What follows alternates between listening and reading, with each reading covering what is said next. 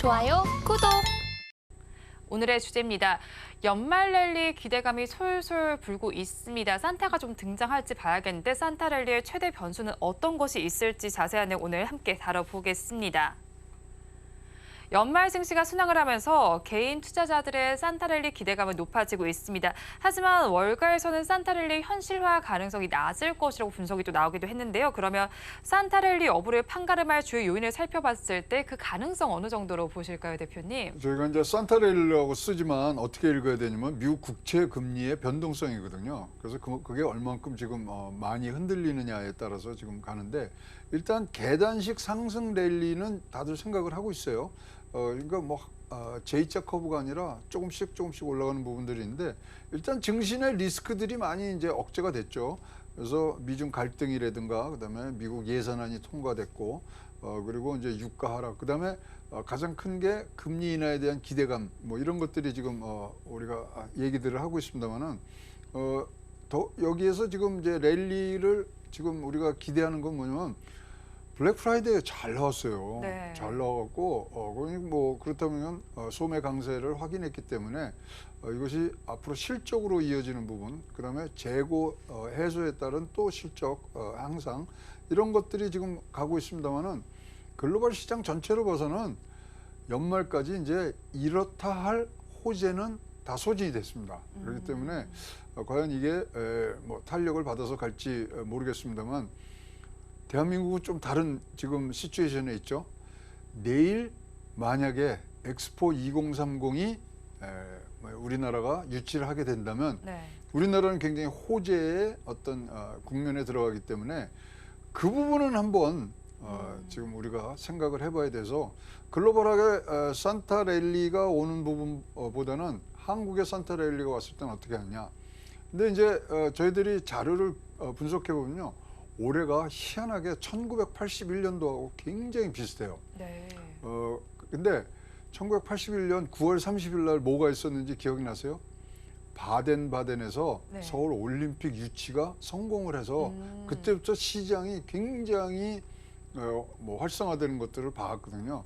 그래서 대한민국 주식시장은 엑스포 2030 부산의 결과에 따라서 추가 동력을 받을 수 있다. 이렇게 지금 보여지고요. 그리고 많은 전문가들이 이제 1991년도하고 비슷하기 때문에 내년도가 1992년도하고도 비슷할 것이다. 네. 그때가 뭐냐면 인플레이션이 높고 금리의 변동성이 많았던 데거든요. 그래서 그런 것들을 보셨을 때 사실 뭐 이런 감이 있습니다만은 만약에 내일 네. 부산 2030이 확정이 된다면 저희가 조금 다른 어프로치를 가셔야 되지 않겠냐 이렇게 보여집니다. 그럼 대표님께서 지금 어떻게 예상을 하실까요? 지금 굉장히 제일 낙관적인 거는 70대 23이고요. 네. 그다음에 중간치는 51대 49가 나와 있고요. 그다음에 굉장히 이제 비관적으로 나오는 거는 지금 사우디가 122표, 그게 이제 3분의 2선인데 그걸 네. 확보했다 등등이 내오는데요. 내일 뭐 하여튼 우리가 내일 저녁 8시부터 뭐 지금 시작이 되니까 네. 내일 보면 나오겠습니다만은 양쪽에 다 따라서 지금 뭐 많이 바뀔 수 있는 상황이 있습니다. 일단 1991년도를 회상을 해보면 네. 지역에 소재한 건설 회사들이 굉장히 그 당시에 많이 올랐고요. 그다음에 통신주가 그때 많이 올랐어요. 등등 여러분들 뭐 기다리셨다가 좀 발빠르게 움직이시면은 우리나라는 호재가 하나 더 있다는 것들을 염두에 두시기 바라겠습니다. 건설주와 통신주의 흐름이 나타날 수 있음을 이제 과거의 사례를 통해서 좀 짚어주셨는데 사실 우리나라에도 공매도 금지 이슈도 있었잖아요. 그렇죠. 이 부분들은 우리 증시가 어떻게 조화를 했을까요? 공매도는 이제 뭐 가라앉았습니다만은 굉장히 네. 우리가 소득을 얻었던 게 공매도 금지를 함으로써 우리 증시는 2,400이 하방 지수선을 단단히 지키고 있다는 것이 확인이 됐기 때문에 2,400을 여러분이 기준으로 해서 그것을 여러분 포트폴리오 짜시는데 조금 많이 하셔야 되고요. 네.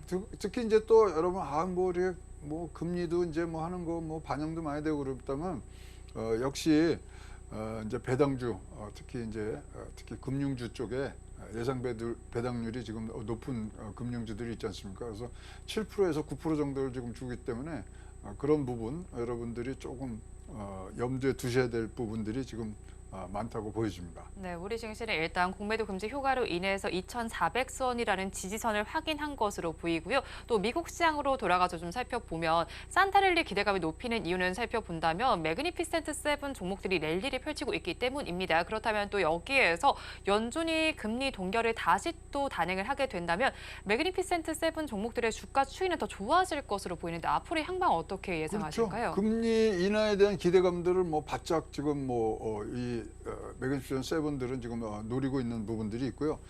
그런데 매그니피센트 세븐을 보시면 결국은 한 단어로 줄이라 그러면 성장성이거든요. 그래서 성장성이 얼마나 많이 보여지느냐. 근데 성장성은 어디서 항상 우리가 확인을 하냐면 실적에서 확인을 하기 때문에 이 부분들은 굉장히 좋아 보이고요.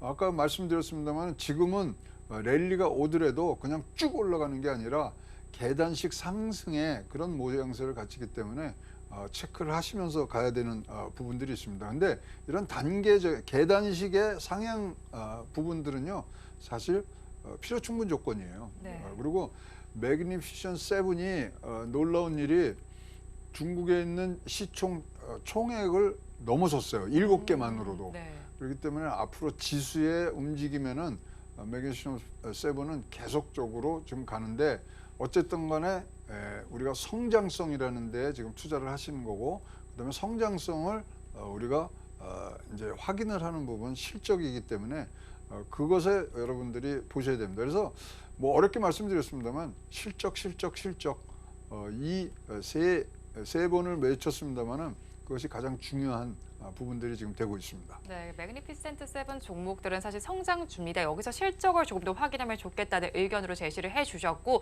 단계적으로 좀 강세를 보일 수 있음을 정리를 해주셨습니다. 그런데 우리 증시의 경우에는 산타랠리의 고점을 찍은 이후에 내년 2월까지는 조금 조정 장세가 펼쳐질 것이라는 분석도 나오고 있잖아요. 그런 만큼 내년 2월까지 저희 그러면 리스크를 최소화할 만한 전략은 어떻게 짜야 될까요? 그러니까 이제 우리나라 증시는 결국은 기승전 외국인 수급 동향 아니겠습니까? 네. 그래서 진짜 순매수로 들어오느냐가 이제 관심 대상이고요.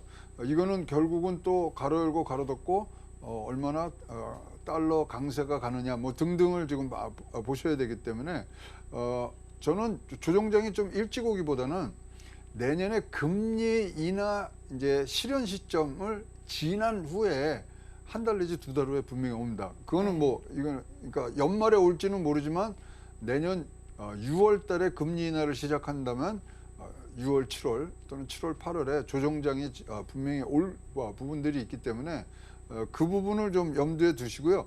어쨌든 간에 만약에 우리의 호재인 엑스포 2030이 터지면 또 굉장한 외국인 순매수 경향이 지금 있을 수가 있기 때문에 거기에 아주 단기적으로 대응하시는 부분들로 가셨으면 좋겠습니다. 네, 그러면 기업들의 영업이익 같은 부분들도 저희가 좀 체크를 해봐야 될 것 같은데 그렇죠. 이 부분들은 어떻게 좀 확인을 해봐야 될까요?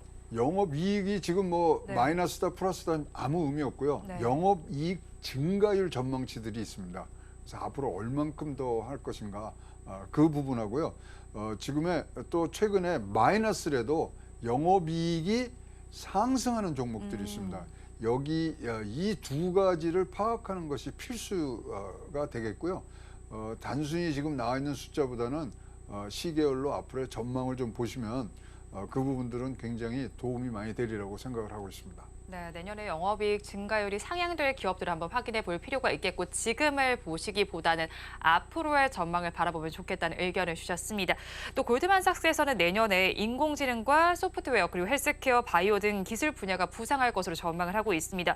먼저 인공지능과 소프트웨어 부문은 클라우드 서비스 업체들이 자본 지출을 막대한 규모로 늘리는 과정에서 이미 시세가 분출이 되기도 했습니다. 그렇다면 선제적으로 시세를 분출했던 대장주에 접근해보는 것이 좋을지 아니면 앞으로 주도주가 어떤 것이 있을지 선별해 보는 것이 나을지 대표님의 의견은 어떠실까요? 이 골드만삭스 지금 보고서를 보시면요.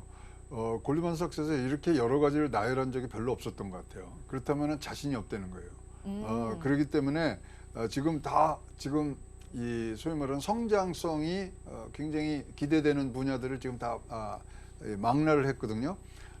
어쨌든 간에 이 안에서 가장 중요한 거는 2, 3년을 보려고 그러면 지금 말씀하신 대로 투자 자본 지출을 얼만큼 하느냐가 지금 네. 제일 중요하고요.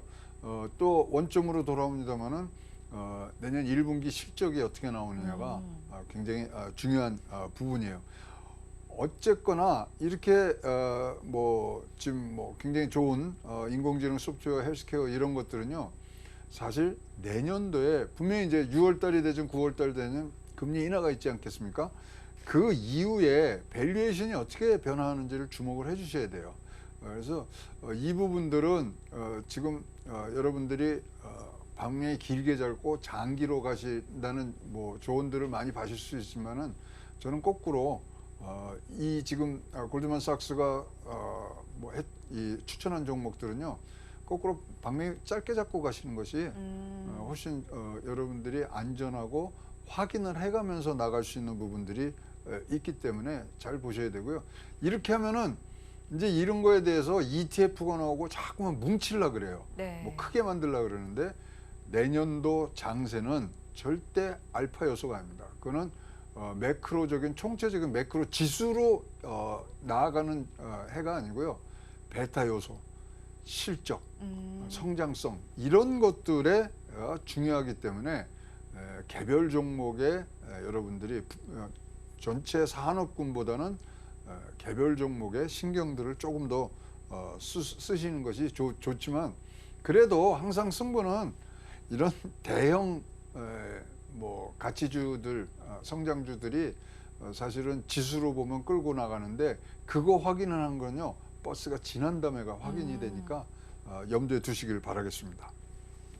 알파 요소보단 베타 요소가 중요하겠다고 말씀해 주시면서 실적을 계속해서 중시해 주셨는데 그렇다면 대표님이 보시는 차기 주도 업종은 어떤 걸까요? 그래서 지금 우리 이제 그 업계에서 얘기하는 게 올해가 1981년도하고 되게 비슷하다 그래요. 네. 그래서 그다음에 또 우연의 일치인지 모르지만 1981년도 9월 30일 날 바덴바덴에서 얘기했는데 우리도 이제 그거를 눈앞에 두고 있고 그다음에 81년도가 인플레이션이 어마무시하게 높았던 해예요. 네. 그리고 82년도에 미국에 선거 있었고 한국에도 총선이 있었어요. 등등을 따졌을 때 굉장히 그 비슷한 사례로 가기 때문에 81년도 기준으로 여러분들을 말씀을 드리면 그때 수익률 제일 높았던 거는 채권입니다. 그래서 당시에 아주 채권 하신 분들이 굉장히 이득을 많이 보셨고요. 뭐 그다음에 이제 채권을 채권이 조금 그렇다면 사실 또 미국 주식이 또 굉장히 좋았고 그다음에 원자재가 좋았고 해서 주식 시장은요 항상 과거에 일어날 것 같이 반복이 되는 거예요. 그리고 주식 시장이라는 이 세계에서 진짜로 새로운 거는 한 번도 없었던 것 같아요. 네. 계속 반복이 되거든요. 그래서 과거 사례에서 공부를 하다 보면 내년도 초반 채권 좋아 보이고요. 그다음에 우리나라 주식보다는 미국 주식이 나을 수 있는 상황. 그리고 다시 한번 이제 원자재 부분도 지금 움직일 수 있는 부분들이 있기 때문에 그 세 가지가 81년도, 82년도를 대입해서 여러분께 추천드릴 수 있는 종목이라고 생각을 합니다.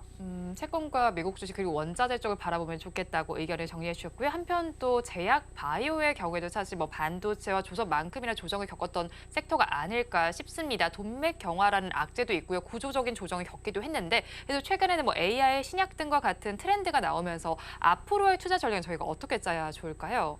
세계적인 전쟁들, 네. 2차 세계대전, 뭐 1차 세계대전, 그다음에 뭐 베트남 전쟁도 마찬가지고 있습니다만은 전쟁이 끝난 다음에요. 항상 바이오는 필수 투자처가 됐었어요. 네. 그래서 바이오에 대한 지금 기대감은 개인적으로 굉장히 높습니다만은 현재 비만 치료제가 굉장히 뭐 트렌드로 지금 전환 중에 있고 그다음에 연평균 30% 성장이 되는데 자 여기서도 잘 보셔야 되는 게 비만 치료제가 먹는 게 아니고 주사제로 나오는 거죠. 네.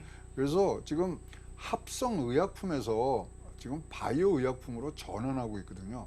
그러면 면역 기능을 이용한 항체 치료제, 좀 뭐 말이 지금 전문 용어들이 많이 나오고 있습니다만 이런 부분들이 지금 커질 수 있는 그런 바탕이 지금 되고 있기 때문에 이 시장은 하여튼 전쟁이 끝나면 그러니까 내년도에 우크라이나 전쟁이나 뭐 끝나겠죠. 이스라엘 팔레스타인 전쟁. 그러면 항상 바이오는 평균적으로 30% 이상 상승을 했고요. 또 전쟁이 끝난 다음에 좀 전염병 비슷한 것들이 많이 돌아서 이런 면 저런 면에서 봤을 때 굉장히 뭐 유망한 지금 제약 바이오가 되고 있기 때문에 여러분들이 좀 잘 보셔야 됩니다. 근데 트렌드는 바이오 의학, 그러니까 우리 면역 기능을 이용한 항체 치료제가 나오고요. 먹는 것보다 주사제로 지금 돌고 있는 그런 트렌드만 보시면서 여러분들이 적절하게 이거는 뭐 추격 매수가 가능한 그러한 지금 종목이라고 보여집니다. 네, 세계적인 전쟁 이후로는 바이오가 새로운 투자주로 급부상하게 됩니다. 이 안에서 면역 치료제 쪽을 조금 더 바라보면 좋겠다고 말씀을 해주셨고요. 그렇다면 연말이 다가오는 만큼 저희 포트폴리오도 잘 구성을 좀 해봐야 되잖아요. 어떻게 좀 조언을 해주실까요? 금융주죠. 뭐 금융주인데 배당 예상 배당률 수익률 높은데 지금 뭐 7%에서 9% 정도 금융기관들 주는데 거기서 잘 찾아보시는 게 제일 좋고요. 그러면 그 중에 고르셔야 되잖아요. 네. 순이익이 많이 증가한 그런 배당주들이 지금 제일 좋습니다. 그리고 내년도에도 배당 횟수가 많은 걸로 계속 담으시면 좋은데 아까도 말씀드렸는데 1981년도하고 비슷하다. 바덴바덴 얘기하고 그랬는데 만약에 그냥 팁을 드리자면 내일 뭐 부산 코리아가 이 엑스포를 유치를 한다면 여러분 사실 발빠르게 거기 들어가셔야 될 거 아닙니까? 그랬는데 이렇게 과거의 올림픽이나 여러 가지들을 정황을 봤을 때 지역 기반의 건설업체들이 가장 수혜가 컸었습니다. 그래서 관련 기반 시설이라는 거 이런 게 앞으로 쭉 나와야 되기 때문에 그 부분을 한번 보시고요. 그다음에 통신 쪽이 굉장히 항상 좋았어요. 네. 그래서 그런 것들이 지금 추천 종목인데 하여튼 우리 뭐 국민된 한 사람으로서 일단 내일 좋은 소식이 뭐 나오기를 기대하면서 아까 말씀드렸지만 이거는 지역 기반으로 여러분들이 한번 살피시면 좋은 종목들이 많기 때문에 한번 또 반박자 빠르게 우리 서울경제에서만 드리는 반박자 빠른 조언 한번 여러분 따라보시면 재미난 수익률이 나올 것 같습니다. 네, 그런데 금융주 뭐 배당 기대감 사실 연말하면 당연히 솔솔 불어오는 건데 최근 들어서는 뭐 횡재세 이슈다, 뭐 상생금융 이슈다 해서 여러 가지 좀 잡음이 좀 들려오는 것 같기도 해요. 특히나 오늘 또 금융당국이 오늘 17개 은행장과 2시부터 회동을 하고 있는데 이런 이슈들을 또 금융주들은 어떻게 소화하게 될까요? 아니 그 배당은 지금 딱 정해놓고 주는 거니까 이거 흔들림 없죠. 다른 게 없고 이제 상생이라는 부분 이제 초과 이익에 대해서 뭐 횡재세도 나오는 부분들이 있기 때문에 그것을 지금 잘 조정을 하려는 부분들이 있는데 일단은 배당률은 지금 정해져 있고 그거보다 높으면 높았지 내려올 수는 없거든요. 따라서 지금 7%대 지금 9%대 주는 금융주도 있습니다. 그래서 그 부분들 보셔야 되고요. 사실 이제 우리 연말까지는 우리 이제 하나가 더 있죠. 양도소득세 부분. 이 부분이 어떻게 되는가 보셔야 되는데 어쨌든 다른 글로벌하게는 지금 호재가 별로 없습니다. 지금 다 소진이 됐고 지금 우리나라 중심으로 해서 우리 이제 국민의 관심사인 부산 엑스포가 어떻게 풀리는지가 이번 주입니다. 그래서 이번 주 잘 소화를 하시고 또 어떻게 나왔는지 또 그 다음은 또 다음 주에 또 걱정을 하셔야 될 것 같습니다. 네, 앞으로의 걱정은 앞으로로 남겨두자고 좀 정리를 해주셨고요. 그런데 앞서서 또 말씀을 해주신 것처럼 연말이 다가올수록 뭐 대주주들의 양도소득세 문제도 있습니다. 그리고 대주주의 뭐 기준을 좀 완화한다는 소식도 들려오긴 하지만 이것 때문에 사실 회피 물량들이 또 나오기 마련이거든요. 이것이 또 우리 시장엔 또 다른 리스크 요인이 될 것 같은데 이 부분은 이제 우리 증시 이번 해에는 어떻게 해소해 나갈까요? 그런 뭐 이제 계속 제도가 변함이 없다 그랬을 때 이제 교란 요소로 이제 빠지지만. 빠진 만큼 내년엔 또 올라가거든요. 그래서 이거는 타이밍의 문제입니다. 그래서 타이밍 그냥 갖고 계실 건가, 지금 팔았다가 살 건가, 뭐 등등 뭐 두 가지 중에 하나지만 시간이 해결해 주는 문제들은 사실 굉장히 쉬운 문제예요. 그래서 기본적인 실적이라든가 뭐 금리 같은 아주 기본 베이스가 흔들리지 않는 부분들이라서 일단은 교란 현상을 최소화하는 건 또 정책 당국의 이제 역할이고요. 그래서 그런 차원에서 이해를 해주시면은 좋을 것 같고요. 내년도에 이제 뭐 벌써들 많이들 이 얘기들을 전망들을 하시는데 벌써 골치 아파 죽겠어요. 2,000선 깨진다는 전망이 있고요. 3,000선 넘어간다는 전망이 지금 굉장히 혼재해 있습니다. 너무 엇갈리는데요. 굉장히 그러니까 근데 그것도요. 실적을 기준으로 해서 나오는 베이스는 똑같아요. 그 내년의 실적이 얼만큼 되냐에 따라서 지금 3천 넘어가는 아주 뭐 굉장히 전망이 좋은 증권사 보고서가 있고요. 네. 내년에 실적 안 좋아 그래서 2천선 깨지는 데가 있거든요. 이 부분들은 이제 차츰차츰 다 전망치 나온 다음에 여러분들에게 상세하게 보고 드리도록 하겠습니다. 네, 일단 뭐 실적을 기준으로 굉장히 엇갈린 전망이 그렇죠. 나옵니다. 이유는 실적이 좋다, 안 똑같은데, 좋다 이렇게 됐단 똑같은데 말이에요. 너무 다른 좀 스펙트럼인 것 같은데 네. 대표님 의견은 어떠실까요? 저는 뭐 지금 조금 낙관적으로 지금 보는 부분들이 있기 때문에 3천 뭐까지는 제가 말씀을 못 드려도 네. 백두산 정복은 할 것 같다. 2744는 넘어갈 수 있는 뭐 지금도 이제 뭐 넘어갈 기세가 있습니다만은 백두산을 넘어서 이제 사실은 우리가 바라는 후지산까지 올라가야 되지 않습니까? 네. 그래서 3,700까지의 발판을 만드는 내년도가 돼야 되고 또 꼭 됐으면 좋겠습니다. 네, 또 내년을 실적을 중심으로 봤을 때 조금 더 개선세가 기대된다고 정리를 해주셨고요. 그런데 또 증권가에서는 코스피가 이달 들어서 빠르게 상승을 한 만큼 방어 전략을 준비해야 된다는 전략도 좀 나오더라고요. 그런 만큼 수출 개선 업종을 중심으로 봐야 된다는 의견도 있는데 이에 대한 대표님 의견은 뭐 어떠실까요? 지금 정답 중에 정답을 네. 만드셨고요. 우리나라의 증시에 이제 푸른 등이 켜지는 거는 수출이라는 부분에서부터 네. 나올 수밖에 없습니다. 그래서 지금 수출이 그나마 지금 마이너스의 추세에서 조금 다시 치고 올라오는 부분들이 있기 때문에 저는 뭐 그 부분을 감안을 하신다 그러면 수출의 뭐 소위 말하는 흑자 전환, 그다음에 양의 증가 이런 것들이 여러분들 굉장히 좋은 신호의 어떤 한 일종이기 때문에 내년에도 여러분 이 수출이 우리나라 10일마다 전 세계에서 딱 한 나라밖에 없습니다. 네. 10일마다 통계가 나오기 때문에 굉장히 우리 증시에 투자하는 데는 굉장히 좋은 지표거든요. 그래서 수출도 여러분 10일에 한 번씩 꼭 챙겨보시기 바라고요. 전 세계에서 바라보는 숫자예요, 그게. 네. 왜냐하면 우리나라가 수출 잘한다는 건 세계 경제가 좋아진다는 거거든요. 그래서 수출도 여러분 보셔야 될 게 내년도 전반부에 굉장히 중요한 팩터가 되고 있습니다.